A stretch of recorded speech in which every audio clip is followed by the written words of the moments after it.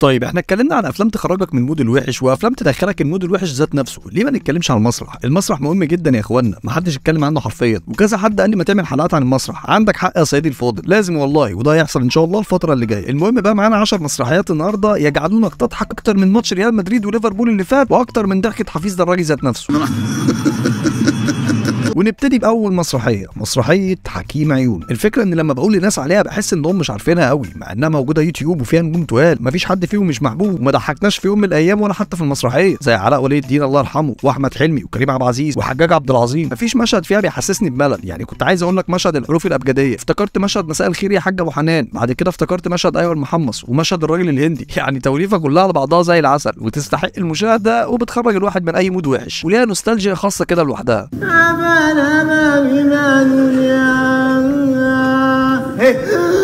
بص بقى، هيجي واحد يقول لك بس المسرحيه دي اتفه واحده في كل المسرحيات. يا سيدي تافهه والله مش عيب، كوميديا العبث دي برضه ليها رونقها كده. وكم حد كتب لي في الكومنتس في فيديو الافلام اللي بتخرج من المود ان دي تفاهه. يا سيدي تفاهه، احنا جايين الدنيا يومين وهنمشي. لو فيلم او مسرحيه او حتى مشهد ضحكوني وما لهمش هدف او هيوصل لي رساله لحل مشاكل الكون، هل حرام يعني نضحك؟ ما كتر خير اي حاجه قادره تضحكنا اليومين دول في عز الهموم اللي حوالينا يا اخوانا. ما تصلوا على النبي لاجل سيدنا النبي. وده اللي هيخلينا نروح على رقم 9، مسرحيه المتزوجون. بصراحه انا ميال اكتر للنص الاولاني اللي كان فيه فيلا مسعود وفيلا حنفي، وتقريبا في اجماع ان ده كان اقوى جزء في المسرحيه، بس ده برضه ما خلاش الجزء الثاني يبقى وحش ولا حاجه، لا هي كلها على بعضها حلوه. ونجاح الموجي كان مميت في المسرحيه دي. نجاح الموجي ايه ده، ما فيش واحد فيهم ما ضحكنيش، حتى من بدايه دخلة سمير غانم الله يرحمه مع المجاميع كده، بس هو ده سمير غانم، يعني قادر يضحكك من حركه من غير ما يفتح بقه حرفيا، باستخدامه لجسمه اللي كل حركه فيه عباره عن مسرحيه ثانيه اصلا. والملابس قاموس لوحده والله، الله يرحمك يا كينج.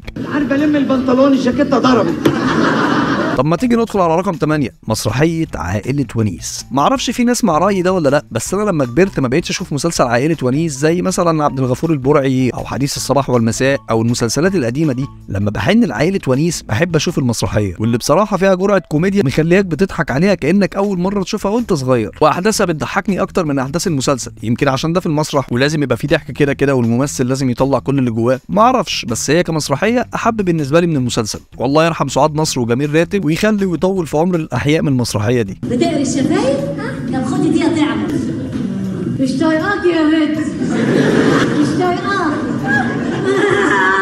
وبينا نروح على رقم 7، يعني هو بذمتك ينفع عفروتو ما تبقاش موجوده؟ انا بيعجبني الفيلم او المسرحيه اللي بيبقى محاكاه لقصه معينه، زي مثلا السفاره في العماره كان فيها محاكاه لسيناريو احتلال فلسطين. عفروتو مثلا كمسرحيه جسد لك نفس الموضوع، استضعاف ومحنه لحد التمكين وفرض السيطره، والسيناريو اللي ان شاء الله ليه يوم ويخلص. فانا بحب عفروتو، بتوصل لك المعلومه اللي هي برضو فيها سياسه، بس انت ناسي السياسه او مفكر في الكوميديا، وده اللي مخلينا في منطقه سيئه دلوقتي سواء في الدراما او السينما، اننا ما بقيناش نتكلم في نفس الحاجات اللي كنا بنتكلم فيها زمان، واللي كانت بتمس المواضيع السياسيه بشكل ساخر او حتى جاد. ولكن عموما عفروتو لازم تبقى موجوده. وبالمناسبه صحيح انا عايز اول حاجه تعملها لما تخلص الحلقه تقول لي المسرحيه كذا فكرتك بايه، لاني مؤمن اننا كمصريين او كوطن عربي عشان حبايبنا اللي من كل حته عندنا ذكرى معينه مع المسرحيات، ربطنا بناس معينه او بلمه معينه او فايبس معينه، خصوصا لما يوم الجمعه كده كان بيبقى وقت لطيف دايما القنوات بتعرض فيه مسرحيات كتيره، فما تنساش تقول بتحب مسرحيه ايه وفكرتك بذكرى ايه. وبينا نروح على رقم 6، مسرحيه سك على بناتك. مسرحيات فؤاد المهندس مش عايزه لها حلقه لوحدها قد ما محتاجه لها سلسله ثانيه لوحدها. مش هقدر اعد حلاوه مسرحياته ولا كتر العناصر اللي موجوده فيها، وان كل واحد في المسرحيه دوره مهم من اول مسرحيه لحد اخر مسرحيه. بس خلينا المره دي نختار مسرحيه سك على بناتك.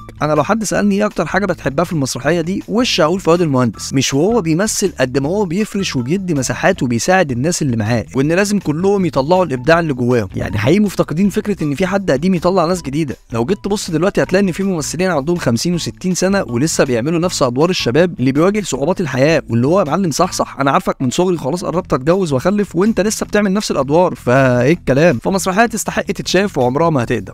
وفجاه راح ماسك ايدي قال ايه بيعديني يا ايه كنت سيبيه يمسكها يا فوزيه.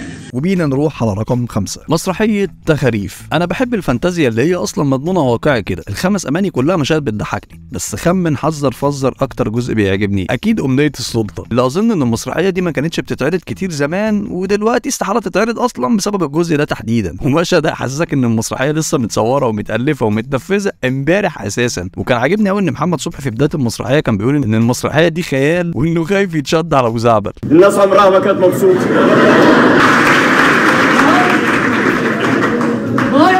كدابه الناس مبسوطه.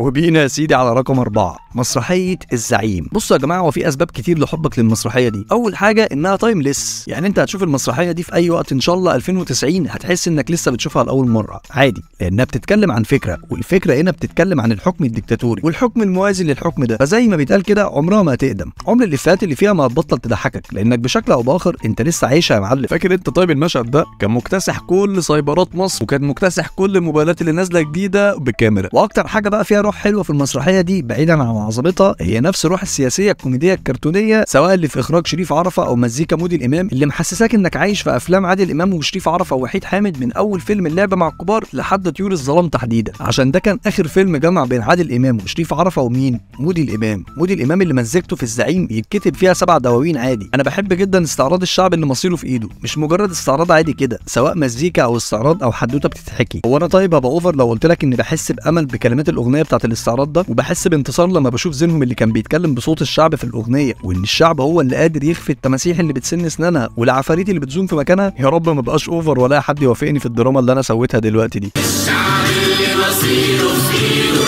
هو الفارس هو الحارس من احلام شعبي فوارس. وبينا على رقم 3. خمن كده ايه هي بعد صلاه الجمعه؟ الجلابيه البيضاء. عيب والله لو ما عرفتش ان هي العيال كبرت. انا بقى بشوف الجلاليب البيضاء افتكر المشهد ده، وبعد كل صلاه جمعه في فتره معينه كده كنا بنتلم ونتفرج على المسرحيه دي. العيال كبرت مش محتاج اقول لك كلام كتير، في رايي وفي راي ناس كتير هي اكتر مسرحيه كوميديه في التاريخ تقريبا، وفيها حدوته حلوه بتتحكي، وفيها جزء دراماتيكي حبتين، وبرضه طريقه الحل للجزء الدراماتيكي انتهت بان كله عرف هو مقصر في ايه وكان المفروض يعمل ايه، واننا مش عايشين لوحدنا وما نبقاش انانيين في اطار حنين وخفيف وافات بتضحكنا لحد دلوقتي. جماعه انا احمد زكي كان بيموتني بالضحك في المسرحيه دي. انا مش عارف ليه هو بعد قوي عن المسرح كده لما الدنيا في السينما زهزهت معاه، بس حقيقي كان حلو في المسرح وكان نفسي يكمل للاخر فيه، او كان نفسي برضه يكون معانا وقت اكتر من كده، بس الله يرحمه ربنا يرزقك فسيح جناته. السفاعة على ودنك.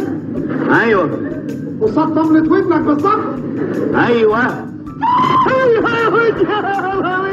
ويلا ندخل بنفس الشله الحلوه دي على رقم 2 مدرسه المشاغبين. هنقول عنها ايه طيب ولا هنعيد ايه؟ يعني تقريبا لو قلت كلام حلو هبقى بكرر نفس الكلام اللي اتقال في المسرحيات العظيمه اللي فاتت. برضه الكرو كله كل واحد فيهم اعلى من التاني، وكل واحد محطوط في المكان الصح، والارتجال اللي كان بيحصل كل 3 ثواني ده انت بتبقى عارف الافيه بكل حذافيره، بس انت برضه عايز تسمعه تاني وكانك هتسمع حاجه جديده، مش هو الافيه اللي انت عارفه من اول لما اتولدت. الله يرحمهم كلهم ويخلينا عادل امام اللي هنكمل بيه على رقم 1. شاهد ما شافش حاجه. لو حد اخد باله هتلاقي كان في فلسفه في الاسماء. سرحان اللي طول عمره كان سرحان ولكن عبد البصير، ومع ذلك ومع كل مشهد والتاني في تلقائيه كده مع عادل امام بنت لذينه، خصوصا في مشهده مع حاجب المحكمه. هو انا عايز افهم ازاي المشهد ده ارتجالي كده، وفي نفس الوقت عادل امام حتى ما ضحكش ولو نص ضحكه زي ما ضحك في مشهد جوازه في الواد سيد الشغال. يعني مشهد ما فيهوش ملل. وبصراحه اكتر حاجه كانت بتضحكني فيه لما الحاجب كان بيرد يقول على اي حاجه بيقولها سرحان، وهم ياخدوا بلاوي زرقاء وتلاقيك انت اللي بتعمل كل حاجه.